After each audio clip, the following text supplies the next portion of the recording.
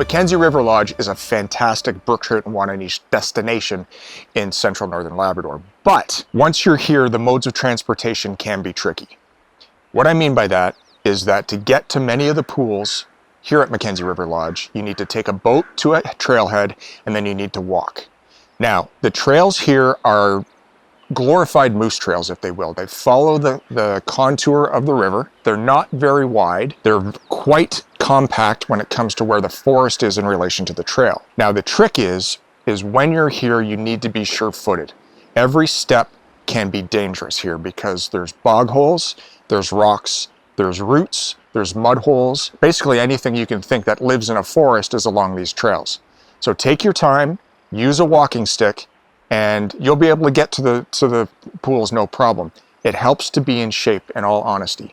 I'm in average shape for a man my age, and I worked up quite a sweat each day walking to and from these pools. But the reward at the end of these trails is absolutely ideal. Trophy brook trout and trophy landlocked salmon. So when you're walking through the woods with fly rods, there's a couple of ways that I like to travel through the bush with my fly rods. Number one is to have my fly rod pointed straight ahead of me. That's great when you have wide open trails and you can actually see what your ground is like. The problem with having the rod in front of you is that you're looking down all the time in rough territory to make sure that your next step is sure-footed. You're not looking at your rod tip.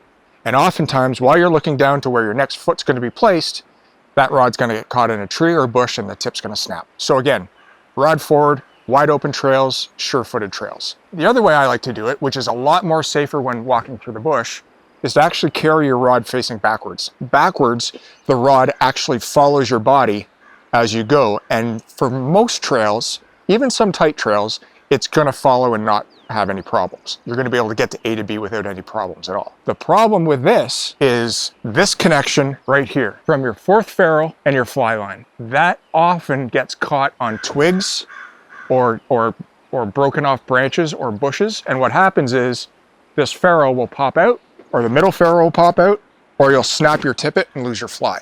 The way that I like to travel with my fly rods in the bush, and the safest way in my opinion, is really simple. What I do is I actually break it down at the center ferrule and bring the butt of the fly rod of the second ferrule to the butt of the rod. Okay, now you've got this big gobbledygook of mess. You simply tighten up your slack, it brings everything tight. Now the trick is, when you do that, you're gonna have one piece of fly line or leader that is gonna be free from the guides of the fly rod. What you're gonna wanna do is take that line and wrap it twice around the rods so that they're effectively stuck together. Now, what happens is, because you've got the butt of the third ferrule matched up with the butt of the rod, it effectively protects your tip. Your tip is safe exactly like that. So, this is the best way, in my opinion, to carry your rods through the bush. It's safe, you don't have as much of a risk of breaking a rod tip, and you're off to the races.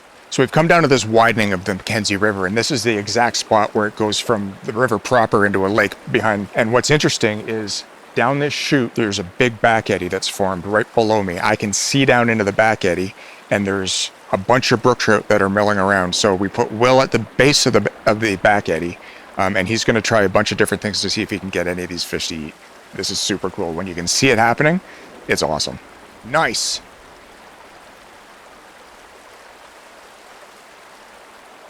Well, you're gonna wanna swing him down that way. This way? Yep. If he goes out of the pool. If he goes out of the pool. He's in the current. Shall I let him go? Yeah.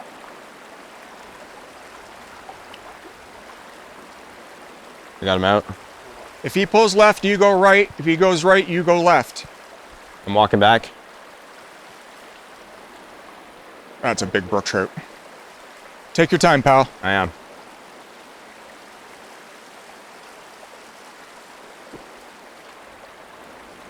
Yes! Good job. Excellent job, guys. Thank you. So for that fish, we started with a bomber. The fish turned at it. We decided to drop a nymph underneath the bomber. Fish turned at it again, and then we went to tight line nymphing, and the fish ended up eating it.